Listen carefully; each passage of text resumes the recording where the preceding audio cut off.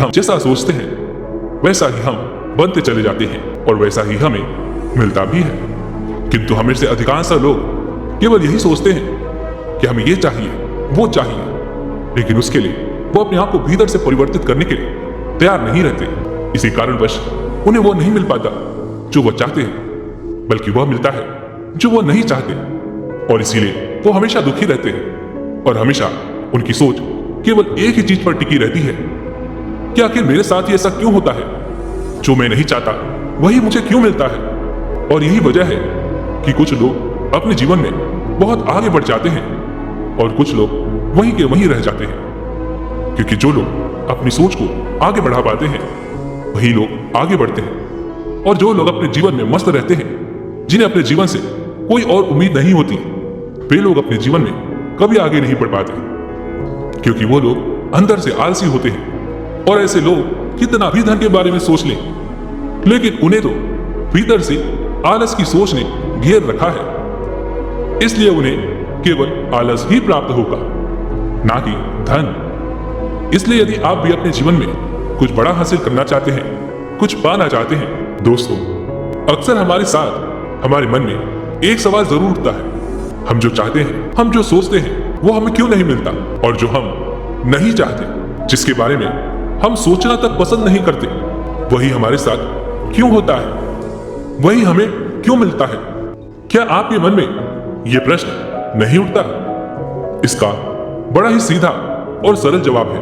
वास्तविक तौर पर यदि देखा जाए तो हमें वही मिलता है जो हम सोचते हैं, परंतु हमें या फिर आपको ऐसा लगता नहीं। हमें तो बस यही लगता है कि हमने जो सोचा था वो हमें नहीं मिला, जो हम चाहते थे वो हमें नहीं मिला, हमने तो जो सोचा था वो हमें ना मिलकर हमें कुछ और ही मिला है। और फिर हमें इसका कारण भी समझ नहीं आता कि आखिर ऐसा क्यों हुआ। हमने तो कुछ और ही चाहा था, लेकिन हमें कुछ और ही मिला। तो आखिर इसका कारण क्या है? आखिर हमारे साथ ऐसा क्यों होता है? हमने जो सोचा, हमने जो चाहा, वो हमें क्यों नहीं मिला?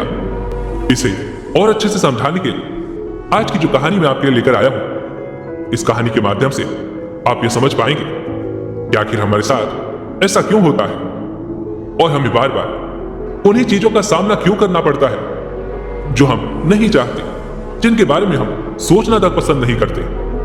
तो इस कहानी को अंत तक जरूर देखिएगा, क्योंकि यदि आप इस कहानी को अंत तक नहीं देखेंगे तो आपको यह समझ नहीं आएगा कि आखिर आपके साथ ऐसा क्यों होता है। बहुत समय पहले की बात है, एक नगरी में एक गुरु प्रवचन दे रहे थे और वह कह रहे थे कि जैसा भी हम सोचते हैं, जो भी हम चाहते हैं, हमें वही मिलता है। हम जैसा सोचते हैं हम वैसा ही बनते चले जाते हैं और हमें वही मिलता भी है। उन गुरु का यह प्रवचन सुनने वहां पर एक नौजवान युवक भी आया हुआ था। जब उसने यह बात सुनी तो उसके मन में यह बात बैठ गई और वह यह सोचने लगा कि यदि सोचने से सब कुछ प्राप्त हो सकता है तो मैं मेहनत क्यों करूं।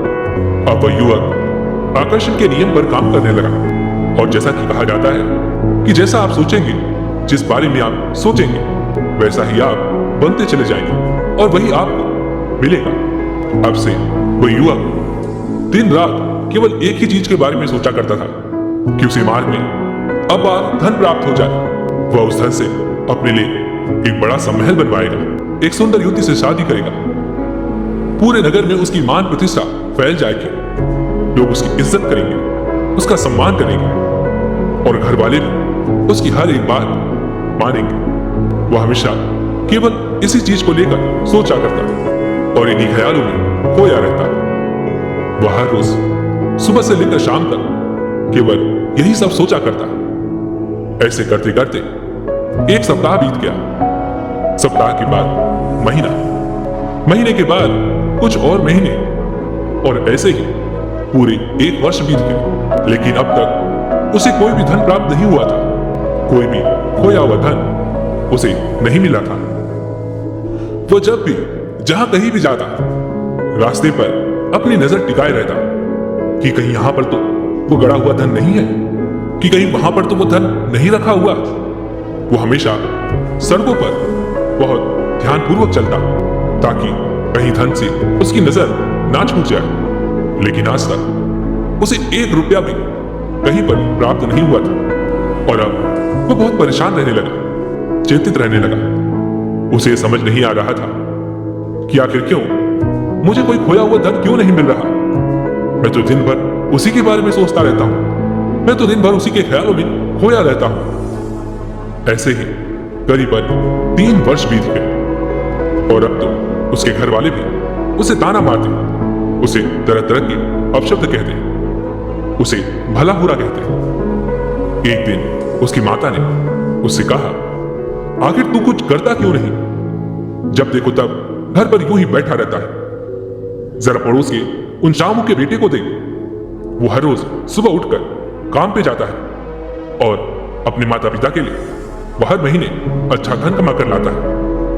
और एक तू है, एकदम नाकारा, नालायक, बस दिन भर यही खाट पर बैठा रहता है, दिन भर यहीं पर पड़ा पड़ा खाता रहता है, सोता रहता है। आखिर तू कब सुधरेगा?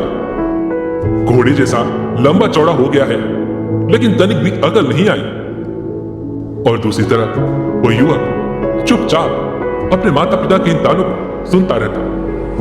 वह भी अपने माता पिता के इन तानों को सुन सुनकर तंग आ चुका था, लेकिन उसे कुछ समझ नहीं आ रहा था कि आखिर यह आकर्षण का नियम उसके लिए काम क्यों नहीं कर रहा।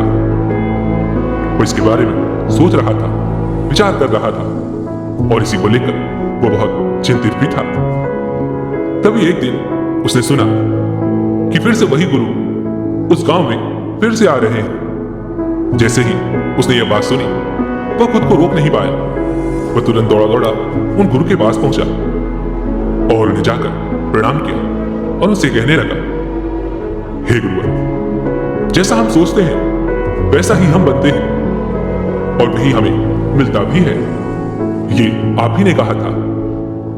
उस युवक की वो सारी बातें सुनकर वो गुरुवर कहते हैं, हाँ, ये बिल्कुल सत्य है। हम जैसा सोचते हैं वैसा ही हम बनते चले जाते हैं और वही हमें मिलता भी है। तभी वो युवक उन गुरु से जोर से चिल्लाकर कहता है, किंतु गुरुवर, अगर यह बात सत्य है तो आखिर 3 वर्षों से जो मैं सोच रहा हूं, जिसके बारे में मैं ख्वाब देख रहा हूं, जिस सोच में मैं हमेशा डूबा हुआ हूं, वह मुझे क्यों नहीं मिल रहा? मैं वैसा क्यों नहीं बन रहा? तभी वह गुरुवर उस व्यक्ति से पूछते हैं, बंते, क्या बात है? तुम क्या सोच रहे थे? तभी वो युवक कहता है, हे गुरुवर, मैं 3 वर्षों से केवल एक ही बात सोच रहा हूं कि मुझे कहीं पर खोया हुआ धन प्राप्त हो जाए, जिससे मैं अपने लिए एक बड़ा सा महल बनवाऊंगा, एक सुंदर युवती से शादी करूंगा और पूरे समाज में मेरी मान प्रतिष्ठा भी बढ़ जाएगी। लोग मेरी इज्जत करेंगे, मेरा सम्मान करेंगे और मुझे हर समय पूछा जाएगा। मैं बस इतना ही तो चाहता हूं। और आखिर मैंने ऐसा क्या मांग लिया और ऐसा मैंने आखिर क्या सोच लिया जो मुझे नहीं मिल रहा? तभी वह गुरुवर जोर से हंस पड़े और उस युवक से कहते हैं, बंते, जैसा हम सोचते हैं वैसा हमें मिलता नहीं है। वो युवक यह सुनकर थोड़ा सा अचंभित हो गया, वह थोड़ा सा आश्चर्यचकित रह गया। वह उन गुरुवर से कहता है, परंतु गुरुवर, अभी अभी तो आपने कहा था कि हम जैसा सोचते हैं वैसा ही हम बनते चले जाते हैं और वही हमें मिलता भी है। तभी वह गुरुवर उस युवक से कहते हैं, बंते, मैं तो यह अभी भी कह रहा हूं कि जैसी हमारे सोच होती है, जैसे हमारे विचार होते हैं, हम वैसे ही बनते चले जाते हैं और वही हमें मिलता भी है। और गुरु की यह बात सुनकर वह युवक एक बार फिर से अचंभित रह गया। उसे उन गुरु की बात समझ नहीं आ रही थी। उसने उन गुरु से कहा, हे गुरु, आखिर आप कहना क्या चाहते हैं? मुझे आपकी बात समझ नहीं आ रही। कृपया साफ और स्पष्ट तौर पर मुझे समझाने की कृपा करें। तभी वो गुरुवर उस व्यक्ति से कहते हैं, बंदे, हमारी सोच और हमारे सोचने में अंतर होता है। सोच हमारे मन के भीतर चलती है और उसी से हमारे मन में तरह तरह के विचार उत्पन्न होते हैं, तरह तरह की सोच उत्पन्न होती है और उन्हीं विचारों के आधार पर हम कर्म करते हैं और फिर वही कर्म हमें वो दिलाते हैं जो हम चाहते हैं, जो हम बनना चाहते हैं।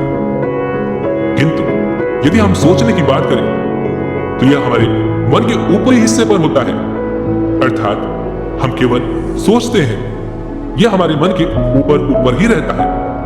और इस प्रकार तो हम दिन भर में कई सारे विचार सोचते हैं, कई तरह की बातें सोचते हैं, लेकिन इसका अंतर मन से कोई संबंध नहीं होता। इसका संबंध तो हमारे आसपास हो रही घटनाओं से होता है। हमारे आसपास क्या चल रहा है, कौन क्या कह रहा है, कैसा मौसम है, कैसे लोग हैं, कैसा वातावरण है। हम ऊपर तौर पर केवल यही सब सोचते रहते हैं और ये सोच वर्तमान की स्थिति पर निर्भर होता है और हमारी यह सोच हमेशा बदलती रहती है, यह स्थायी या स्थिर नहीं होती। इसी प्रकार हम दिन भर तरह तरह के विचार सोचते रहते हैं और हमारा ध्यान तरह तरह की सोच पर लगा रहता है, लेकिन हमारे अंतर मन में क्या चल रहा है इसके बारे में हमें तनिक भी खबर नहीं होती। और जो हमारे अंदर मन में चल रहा होता है वही हमें मिलता है और हम वैसे ही बनते चले जाते हैं। इतना सुनकर वो युवक सर पकड़कर बैठ गया। तभी वह गुरु उस युवक से कहते हैं, बंते क्या बात है? तभी वो युवक कहता है, हे गुरु, मुझे आपकी कोई भी बात समझ नहीं आ रही। आखिर आप क्या कहना चाहते हैं? कभी आप कहते हैं कि हमारे सोचने से ही हमारे अंदर बदलाव होते हैं और जैसा हम सोचते हैं वैसा हम बनते चले जाते हैं और जैसा हम सोचते हैं वही हमें मिलता भी है। लेकिन दूसरी तरफ आप ये कहते हैं कि जो हम सोचते हैं वो हमें नहीं मिलता। आखिर आप कहना क्या चाहते हैं? जरा साफ और स्पष्ट तौर पर कहिए, हमें सोचने पर कुछ मिलता है या नहीं? तभी वह गुरु उस युवक से कहते हैं, ठीक है, तुम कल सुबह मुझे यहीं पर मिलना। इतना कहकर वो गुरु वहां से चले गए और वो युवक भी अपने घर की ओर लौट गया। उस युवक के मन में अब भी यही बात चल रही थी कि आखिर वो गुरु कहना क्या चाहते हैं। क्या सोचने से हमें सब कुछ मिलता है या फिर नहीं मिलता? उसके मन में यह प्रश्न लगातार उत्पन्न हुए जा रहा था। उसने जैसे तैसे अपनी रात काटी और अगले दिन सुबह सुबह वो उन गुरु से मिलने पहुंच गया। वह गुरु भी वहां पर आए हुए थे। तभी वह युवक उन गुरु से कहता है, हे गुरुवर, जैसा आपने कहा था कि मुझे अगले दिन सुबह मिलना, तो मैं आ चुका हूं। अब बताइए कि आखिर सोचने से हमें कुछ मिलता है या नहीं? वह गुरु मुस्कुराने लगे और उस युवक के हाथों पर एक फल का बीज रख दिया और उस युवक से कहते हैं, क्या तुम इस बीज को पहचानते हो? यह कौन से फल का बीज है? क्या तुम इसे जानते हो? उस युवक ने उस बीज को बड़े ही ध्यानपूर्वक देखा, लेकिन उसे यह समझ नहीं आ रहा था कि आखिर यह कौन से फल का बीज है। इसके बाद वह उन गुरु से कहता है, हे गुरु, मुझे नहीं पता कि कौन से फल का बीज है और आप इसे मुझे क्यों दे रहे हैं? तभी वह गुरु उस युवक से कहते हैं, तुम नहीं जानते? नहीं गुरुवर, मैं नहीं जानता ये कौन से फल का बीज है। इस पर वह गुरुवर हंसते हैं और उस युवक से कहते हैं, कोई बात नहीं, तुम एक काम करो, आज से तुम यही सोचना शुरू कर दो कि यह एक मीठे से फल का बीज है और तुम्हें इसे अभी इसी वक्त जमीन में गाड़ना है और इसे रोज पानी देना है जब तक कि यह फल फूलकर बड़ा ना हो जाए और इस पर फल ना लग जाए। तब तक तुम्हें इसे पानी देते रहना है और अपनी सोच पूरी तरह से इसी चीज पर केंद्रित रखनी है कि यह एक मीठे फल का बीज है और इस पर जो फल लगेंगे वह मीठे ही होंगे। अपनी पूरी सोचने की ताकत तुम्हें इसी पर केंद्रित करनी है और रोज इसे पानी देना है। अब से ठीक 4 महीने बाद मैं वापस यहां पर आऊंगा और यह देखूंगा कि क्या तुमने जो सोचा था वह तुम्हें मिला या नहीं, और उसके बाद ही मैं तुम्हारे प्रश्न का तुम्हें उत्तर दूंगा। उन गुरु की बात वो युवक मान जाता है और वह तुरंत उस बीज को जमीन में गाड़ देता है और उस पर लगातार 4 महीने वह इसी सोच के साथ पानी डालता है कि वह बीज एक मीठे से फल का है, और वह हर रोज यही सोचता कि इस पौधे पर जो भी फल लगेंगे वो अत्यधिक मीठे होंगे, रस भरे होंगे। देखते ही देखते 4 महीने बीत गए। वह पौधा अब कुछ बड़ा हो चुका था और उस पर फल भी लगने लगे थे। फल देखकर उससे अत्यधिक खुशी हुई। वह बहुत खुश हुआ और उसने तुरंत ही उसमें से एक फल तोड़कर खा लिया। लेकिन जैसे ही उसने फल का स्वाद चखा, वह फल अत्यधिक कड़वा था। उसका मन तुरंत ही बिगड़ गया और उस फल के रस के कारण उसकी तबीयत भी अत्यधिक खराब हो गई। वह बीमार पड़ गया। वह चलने फिरने में भी अब सक्षम नहीं था। उसके अगले ही दिन वह गुरु उस गांव में वापस आए और जब उन्होंने पता किया तो उन्हें पता चला कि वह युवक वह फल खाकर अत्यधिक बीमार पड़ चुका है और चलने फिरने में भी अब वह सक्षम नहीं है। जिस कारण वह गुरु उसके घर पर उससे मिलने गए और उससे मिलकर वह गुरु उस युवक से कहते हैं, भंते, क्या तुम्हारे सोचने से उस बीज के फल पर कोई फर्क पड़ा? इस पर वह युवक कहता है, नहीं गुरुदेव, बल्कि वह फल तो अत्यधिक कड़वा है और उसके रस के कारण ही आज मैं इतना बीमार पड़ा हूं कि चलने फिरने में भी मैं पूरी तरह सक्षम नहीं हो पाया। और देखिए आज मेरी क्या हालत हो गई है, मैं इस खाट से उठ भी नहीं पा रहा। तभी वह गुरु उस युवक को एक जड़ी बूटी देते हैं जिसे खाकर केवल कुछ ही पलों में वह युवक पूरी तरह से स्वस्थ हो जाता है, हिलने डुलने लगता है और खुद ही अपने पैरों पर खड़ा हो जाता है। तभी आगे वो गुरुवर उस व्यक्ति से कहते हैं, ठीक इसी प्रकार जैसे हम भीतर से होते हैं वैसे ही हम बनते हैं और वैसा ही हमें मिलता भी है। जिस प्रकार वह फल का बीज केवल सोचने से मीठा नहीं हो पाया, लेकिन उस बीज और हम में बहुत फर्क है। हम चाहे तो भीतर से बदल सकते हैं, हम चाहे तो भीतर से कड़वे के बजाय मीठे बन सकते हैं, किंतु सब कुछ हमारे भीतर से होना चाहिए, ऊपर से नहीं। यदि तुम हमेशा ऊपर से ही सोचते रहोगे तो तुम्हें कुछ भी हासिल नहीं होगा। इसलिए तुम्हें अपने भीतर से सोचना होगा, अपने भीतर से अपने आप को परिवर्तित करना होगा। उसके बाद जैसे तुम सोचोगे उसी प्रकार तुम बनोगे और जैसा तुम बनोगे उसी प्रकार तुम्हें सब कुछ प्राप्त भी होगा। तभी वह युवक उन गुरु से कहता है, किंतु हे गुरु, हम भीतर से अपने आप को कैसे परिवर्तित कर सकते हैं ताकि जो कुछ मैं चाहता हूं वो मुझे सब कुछ प्राप्त हो सके, जिसके भी मैं ख्वाब देखता हूं वो सब मैं पूरा कर सकूं। मुझे कोई उपाय बताइए, मुझे कोई रास्ता दिखाइए। तभी वह गुरु उस युवक का हाथ पकड़कर उसे दूसरे स्थान पर ले गए। वहां पर एक लोहे की चादर पड़ी हुई थी। उसे देखकर वह गुरु उस युवक से कहते हैं, इस लोहे की चादर पर अपना नाम लिखो। युवक बड़ा प्रसन्न हुआ। उसने पास ही में पड़ा हुआ एक छोटा सा कोयला उठाया और उसने तुरंत ही उस लोहे की चादर पर अपना नाम लिख दिया। गुरु ने पास ही में पड़े हुए कुएं से थोड़ा सा पानी निकाला और उस लोहे की चादर पर पानी फेंककर उस नाम को मिटा दिया। और फिर उस युवक से कहते हैं, भंते, तुम्हारा नाम कहां गया? तुम्हारा नाम तो यहां कहीं भी लिखा हुआ नजर नहीं आता। तभी आगे वो गुरु उस युवक से कहते हैं, भंते, इस लोहे की चादर पर कुछ इस प्रकार नाम लिखो कि मैं चाहकर भी उसे मिटा ना पाऊं। तभी वो युवक कुछ सोच विचार कर उसने पास में पड़ा हुआ एक ऐसा पदार्थ उठाया और उससे अपना नाम उस लोहे की चादर पर लिख दिया। उसे धोया नहीं जा सकता था, लेकिन वह गुरुवर अत्यधिक बुद्धिमान थे। उन्होंने तुरंत ही एक कपड़ा उठाया और उसे घसकर साफ कर दिया और फिर उस युवक से कहते हैं, भंते, तुम्हारा नाम तो मिट गया, तुम्हारा नाम इस पर कहीं नजर नहीं आ रहा। अब उस युवक को यह समझ नहीं आ रहा था कि वो अपना नाम उस लोहे की चादर पर कैसे लिखे जिसे न तो मिटाया जा सके और ना ही धोया जा सके।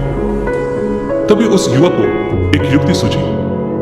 तब उस युवक ने पास में पड़ा हुआ एक छोटा सा चट्टान का टुकड़ा उठाया और उसने घस घस कर उस लोहे की चादर पर अपना नाम लिख दिया, लेकिन वह नाम बहुत छोटे अक्षरों में लिखा गया था।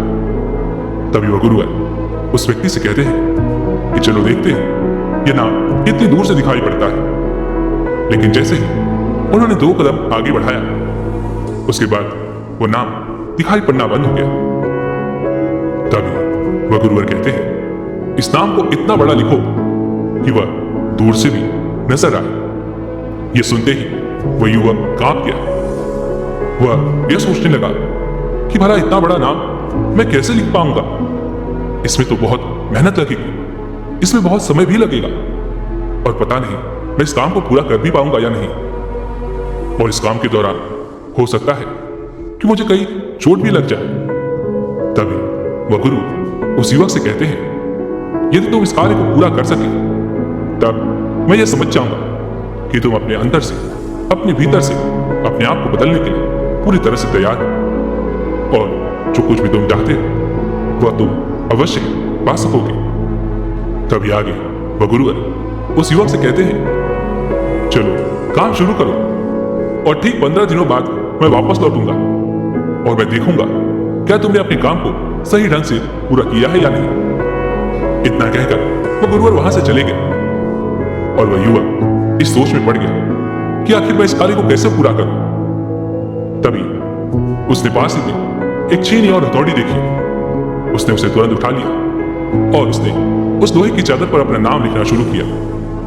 धीरे धीरे उसने उस लोहे की चादर को काटना शुरू किया, और लगातार 12 दिनों की मेहनत के बाद लोहे की चादर पर अपना नाम लिख ही दिया।